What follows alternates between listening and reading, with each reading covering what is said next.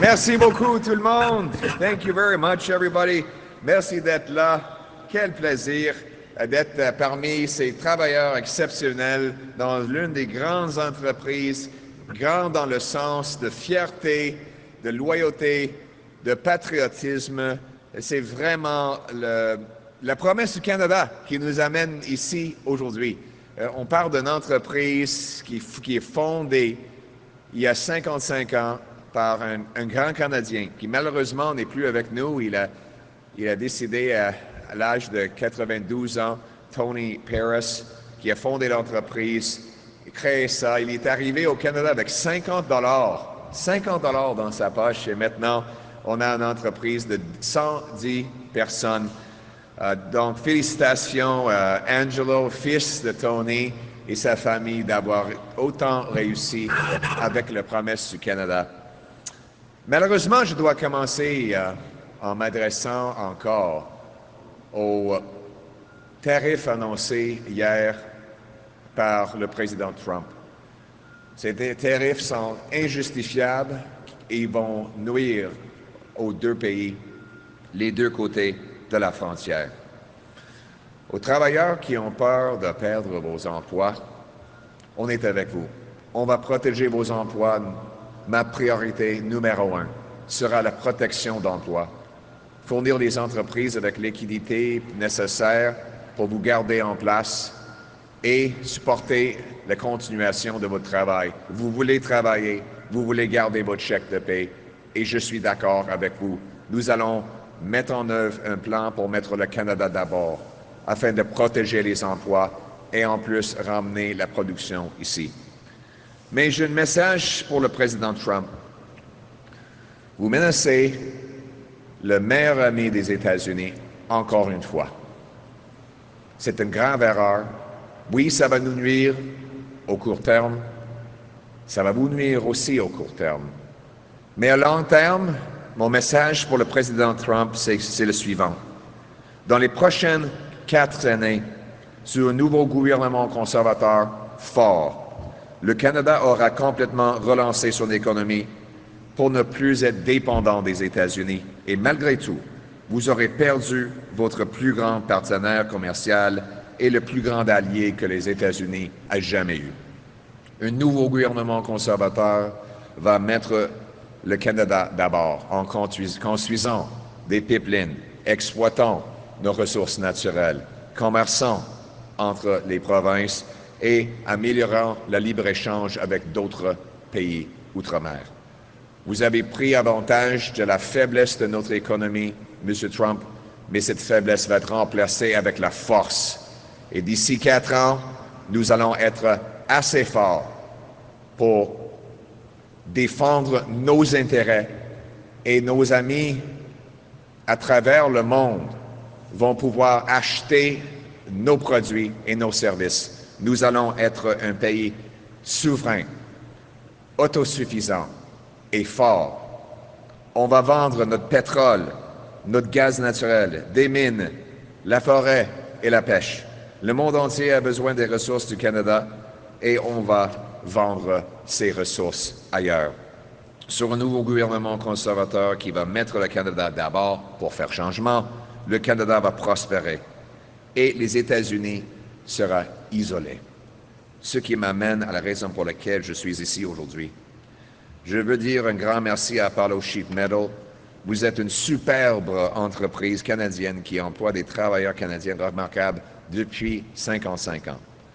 Ça remplit le cœur avec la fierté. C'est vraiment la promesse du Canada, qu'un immigrant peut venir ici avec 50 $ dans sa poche pour bâtir une entreprise multigénérationnelle.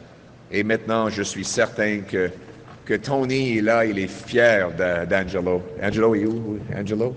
Il est là. Angelo, je suis certain que votre père est fier de vous et de votre travail, ce que vous avez bâti de son héritage.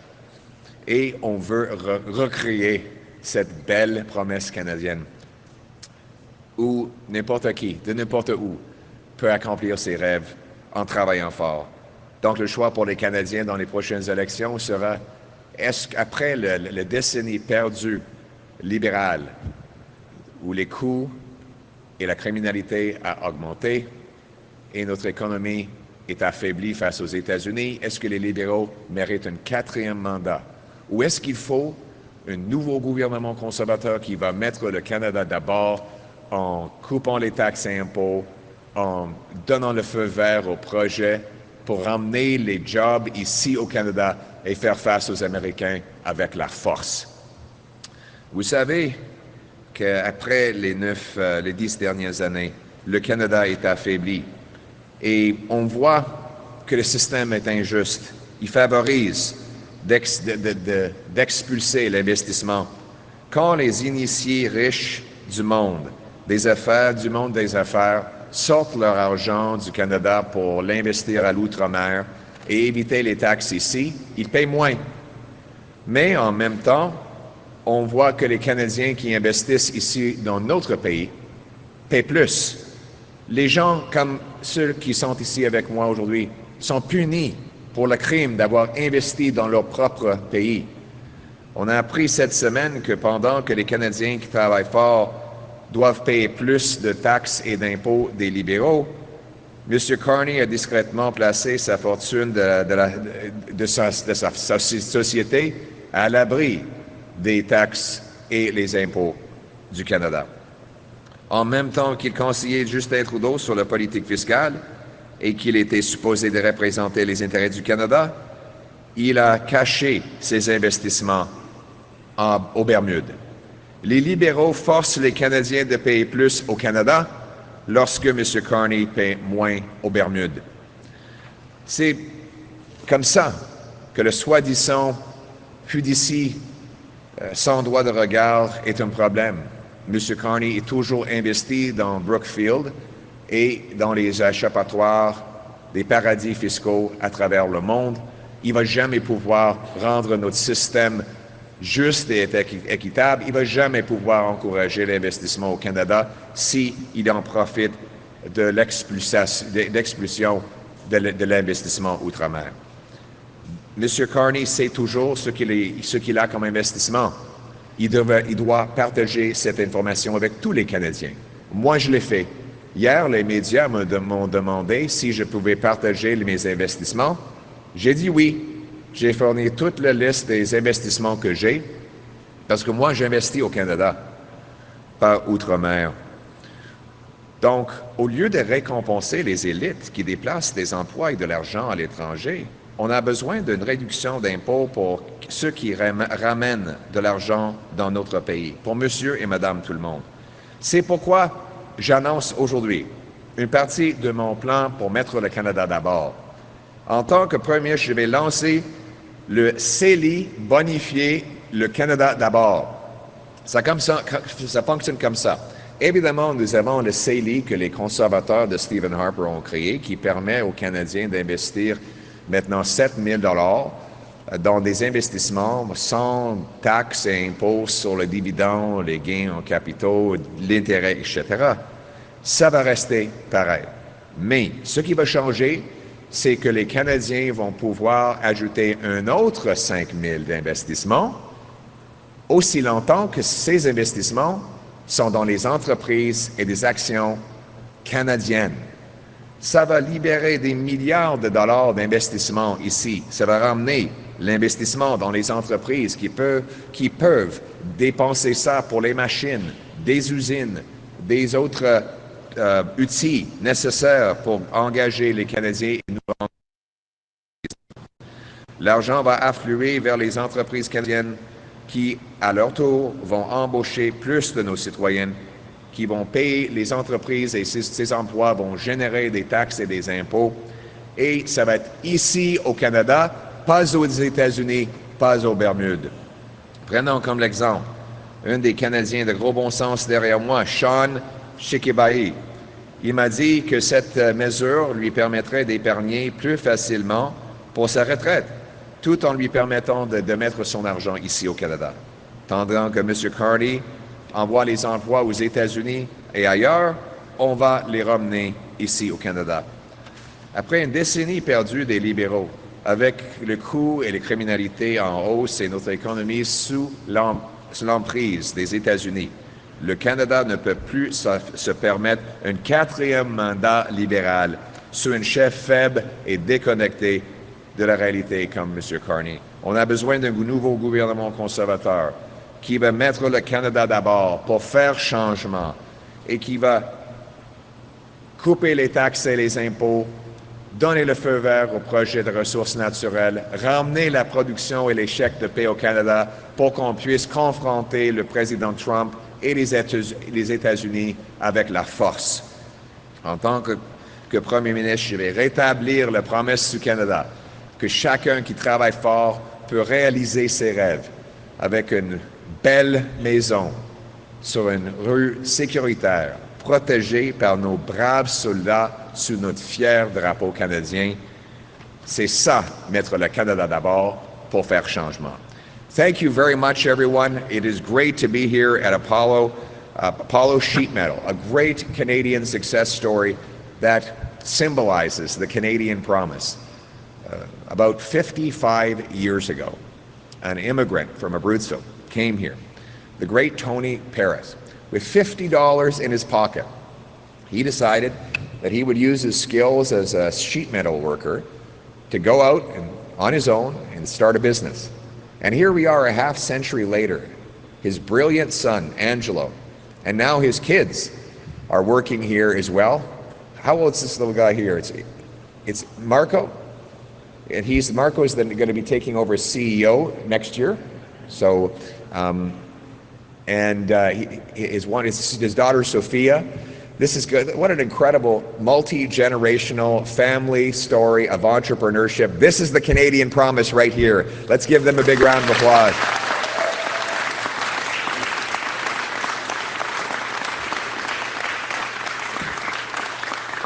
They were just telling me about their incredible products, the heating and cooling systems they use. They even let me put in some of the parts a moment ago. The insulation. I put the insulation, and then after the fact, thought maybe I should ask if this is fiberglass. I'll be scratching myself for the rest of the day. It turns out their insulation is made out of recycled jeans. So I've committed that in 10 years, when I beat these things up, I'm going to send them in, and you can use them for insulation. But what an incredible group of sheet workers, and your local union is doing a great job of fighting for your wages. But I understand that this is a company that works very closely, hand in hand, with its union partners to get great wages, a safe workplace, and get things done. That is the Canadian way.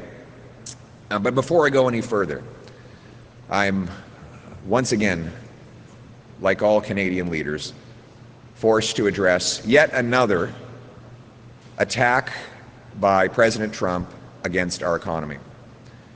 Here he goes again, attacking his closest neighbor and America's best friend, with new tariffs that will drive up the cost of living for American consumers and drive down American wages, while damaging a historic friendship, the best trading relationship in the world.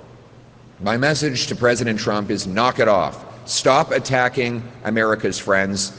Start trading so that we can once again become richer, stronger, and more secure on both sides of the border. That is how we will have the money for stronger military and stronger borders to secure our continent against real threats and real enemies. We will never be the 51st state, but we can once again be friends with the United States if the President reverses course on these disastrous tariff threats.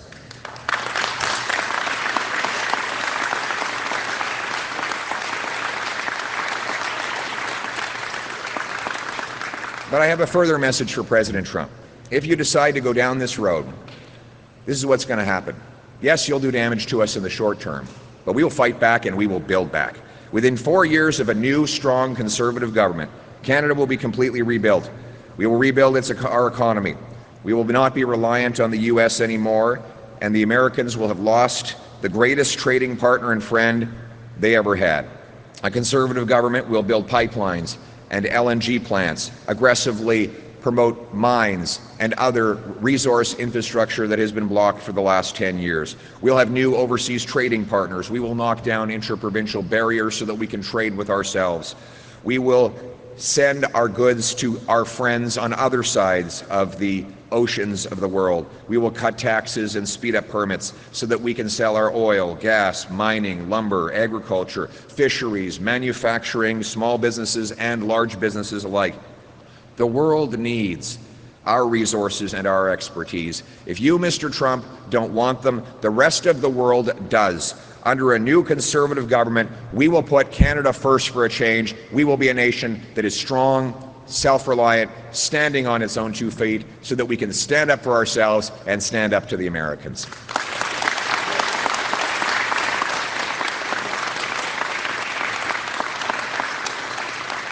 America, Mr. Trump, will be isolated and alone, which brings me to the reason why I am here today.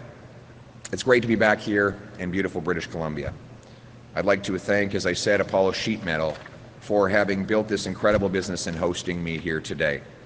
We want to bring home the Canadian promise that allowed Angelo's family to build this incredible business from scratch. Canada needs more of this, and we will have more of it. We need a Canada First plan to bring home our investment, and that's why the choice in this election is so important.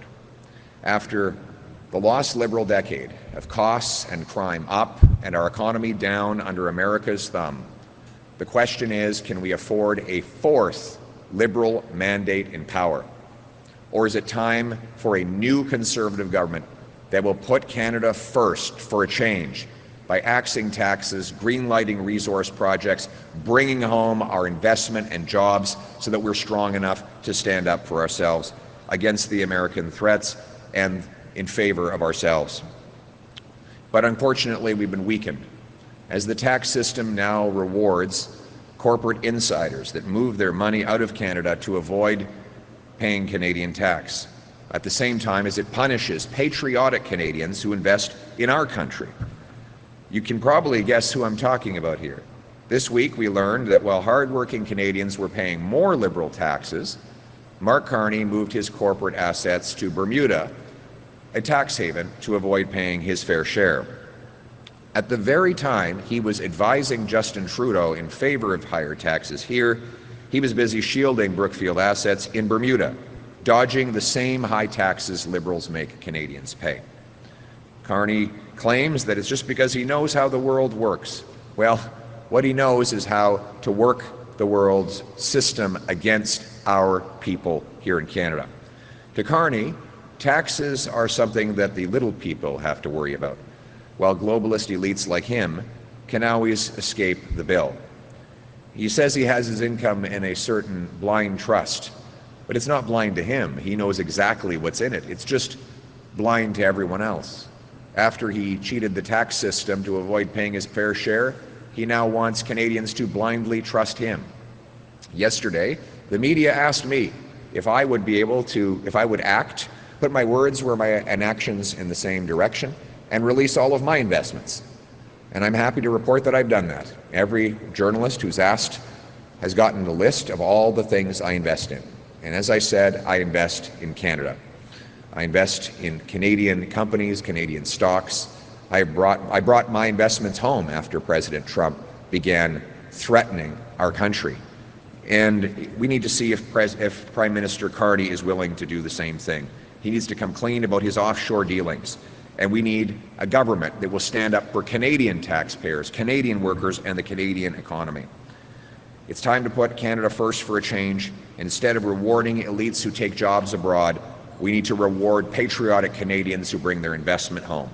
And that's why I'm rolling out today a part of my big Bring It Home tax cut. As Prime Minister, I will bring home the Canada First TFSA top-up. Here's how it works. You know, the previous Conservative government created the tax-free savings accounts that allow you to put aside up to $7,000 every single year. And then your growth is all tax-free. That won't change.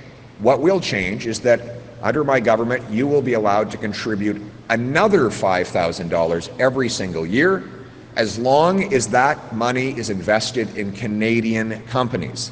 So this will bring billions of dollars of investment into Canadian companies who will then spend it on factories, equipment, tools, wages, and making our economy self-reliant and strong.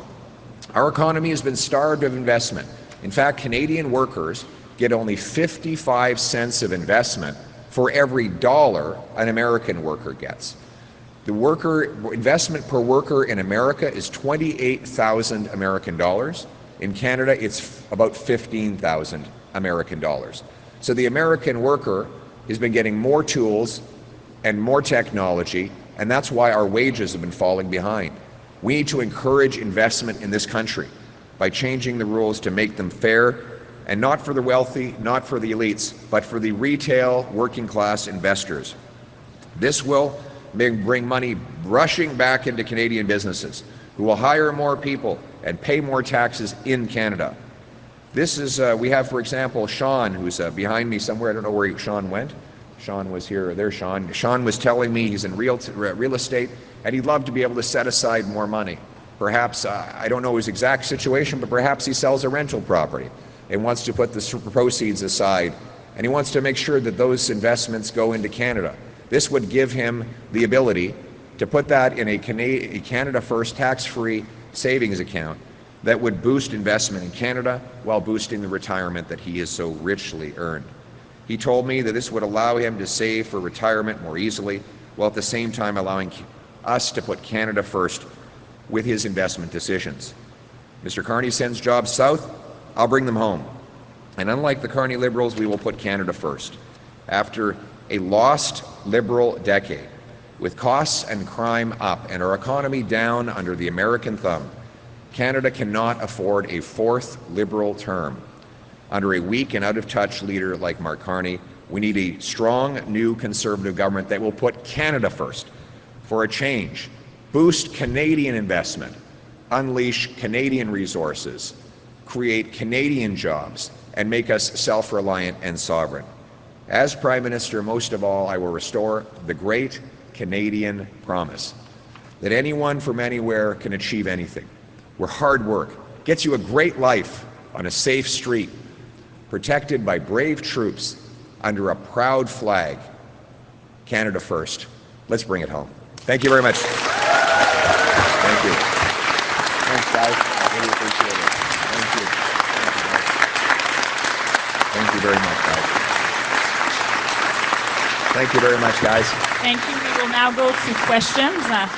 Please say your name and outlet. Good afternoon, Mr. Poilievre. JP Tasker from CBC News. Yes. Nice to see you. Your party had a 25-point lead in the polls in early January, and now every major pollster in the country says that you are trailing Mark Carney and the Liberals. What went wrong? What did you do wrong? We'll wait for Canadians to make the choice on Election Day. And that choice will be this. After the lost Liberal decade of rising costs and crime, and the economy down under America's thumb, do the Liberals deserve a fourth term in power? Or is it time to put Canada first for a change? With a new Conservative government, they will axe taxes, build homes, unleash resources, and bring home the jobs the Liberals have pushed abroad so that we can stand strong on our own 2 feet against the American threat. That is the choice that Canadians will have to make in the final analysis. Remember, the Liberals have the same ministers, the same MPs, the same strategists, and they're repeating the same promises that they've been making and breaking for 10 long years. We know the result. Here in BC, for example, Vancouver is the most expensive housing market in the entire world. In the entire of North America, it's the third most expensive in the entire world. It now takes 100%, almost 100% of pre-tax income for the average Vancouver home buyer to make monthly payments on the average home. That's mathematically impossible. And as Mr. Carney admitted, that was the case before President Trump ever brought in his tariffs.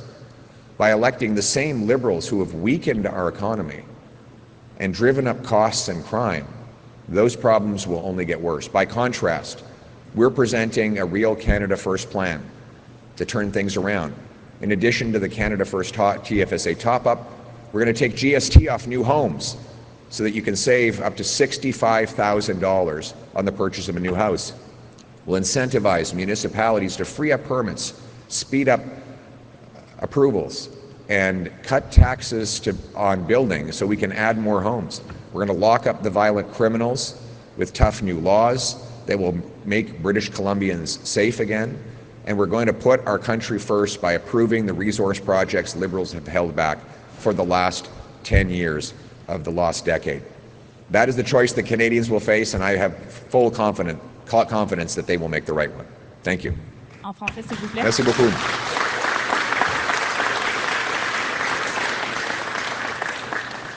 Oui, merci beaucoup de votre question. Après la décennie perdue des libéraux, le choix est le suivant. Est-ce qu'on devrait donner aux libéraux un 4e mandat après qu'ils ont augmenté le coût de la vie, la criminalité et affaibli notre économie? Ou est-ce qu'il faut mettre le Canada d'abord pour une fois, pour faire changement, avec un nouveau gouvernement qui va couper les taxes et impôts, bâtir des logements, donner le feu vert au projet pour bâtir et devenir plus fort face aux Américains? C'est ça le choix que nous allons prendre dans les élections et j'ai pleine confiance aux Canadiens de prendre le bon choix. Thank you very much. Merci beaucoup. And I want to invite, before I take the next question, I want to invite our candidates up here today. We've got Mark Dalton. Why don't you just say a quick hello, introduce yourself very quickly. I'll take some more questions. Go ahead, Mark. It's great to be here with Pierre. I'm Mark Dalton, member of Parliament for Pitt Meadows, Maple Ridge. Great member. Go ahead.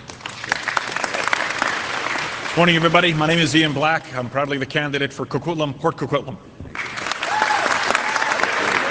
I'm Paul Lambert. I'm the candidate for the Port Moody-Coquitlam riding, which also includes Anmore and Belcarra. Thank you. Right on. Great to see you guys.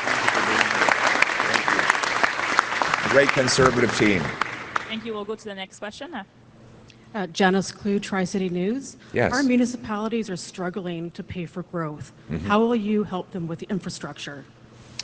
So first point is we're going to have a one and done rule. Right now, there's so much bureaucracy in getting approvals for infrastructure projects, so many layers of approvals that have to go through. When we had the Great Global Recession, the American economy collapsed. Our government in Ottawa at the time had a one and done rule, a one-page application form, one environmental approval. And the result was we were able to build 23,500 projects from concept to completion in under 2 years without a single environmental problem identified by the Environment Commissioner. That's what we have to get back to, so we can build more quickly. Right now, municipalities are swimming in bureaucracy to get their major projects approved. The second thing is that I will incentivize municipalities to speed up permits, free up land, and cut development charges to build 15% more per year. And if they do, their federal infrastructure allotment will go up. So the more the homes they build, the more federal transfers they will get. This matches growth with money, and it ensures that the fastest growing municipalities will get the most growth in their federal contribution. That's one of the ways we can encourage cities to open up construction and make housing more affordable for our youth. En français aussi? Merci pour la question, très important. Maintenant, les municipalités sont empêchées avec énormément de bureaucratie. Ça prend des années et des années pour faire approuver des projets qui sont nécessaires, des ponts, des autoroutes, etc. Quand on était au gouvernement pendant les années Harper, on avait une règle, un revue pour chaque projet, une feuille de papier dans les applications.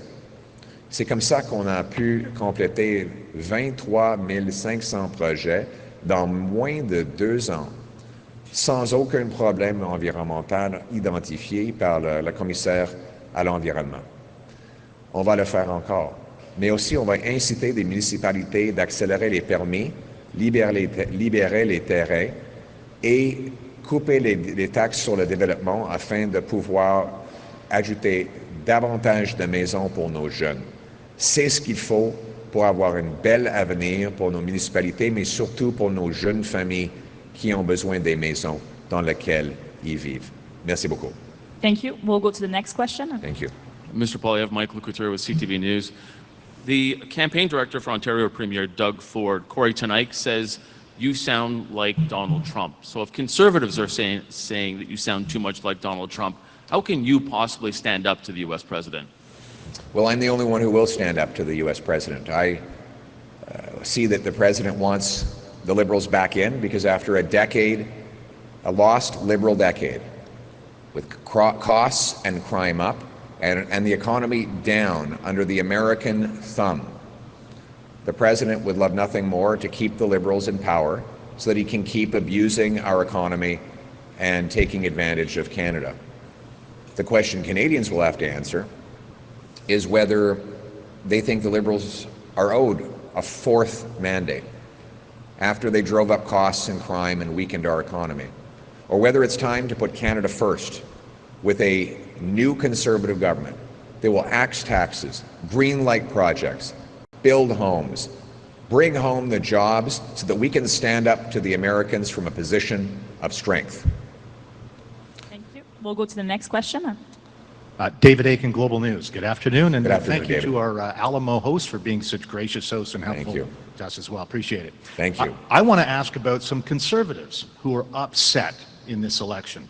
This is my 7th campaign. I've never had so many calls from grassroots Conservatives upset that head office is choosing the candidates. In St. John, the president of the EDA quit. In Penticton, just a couple of days ago, 4 candidates running. Nope, head office says it's going to be this person. They say frustrated beyond belief. In Richmond, you could have had Kenny Chu or Wai Young. Nope, head office appointed somebody else. And then there's Mike DeYoung in Abbotsford. People are scratching their heads. Ian Black sat beside Mike in Gordon Campbell's cabinet, but Mike didn't make the cut. So the question is, why, on behalf of Conservative grassroots members, why can't Conservative grassroots choose their own candidate? And what was so defective about Mike DeYoung? Thanks very much, David. And I know that you've always been such a great champion of grassroots Conservatives, so thank you for claiming to be their spokesman. Listen, the reality is that Conservatives are going to have solid candidates right across the country who are going to put Canada first. We're going to put Canada first by bringing home our jobs, axing taxes, building homes, and breaking the dependence that the Liberals have forced on Canada relative to the United States of America. We will have strong candidates who are small business people, doctors, local philanthropic champions, and other people who are legends in the communities that they represent. They will be strong. They will be standing up for the workers and the people in this country who've been left behind after the lost Liberal decade. And you know, the question that they will be asking on the doorstep, David, is whether after the lost Liberal decade of rising costs and crime, and with our economy down under the American thumb, do the Liberals deserve a 4th term in power? Or is it time to put Canada first for a change with a new Conservative government that will make our country strong enough to stand on its own 2 feet and stand up to the Americans? Thank you very much. Thank you. This concludes the event today. Merci beaucoup. Merci beaucoup.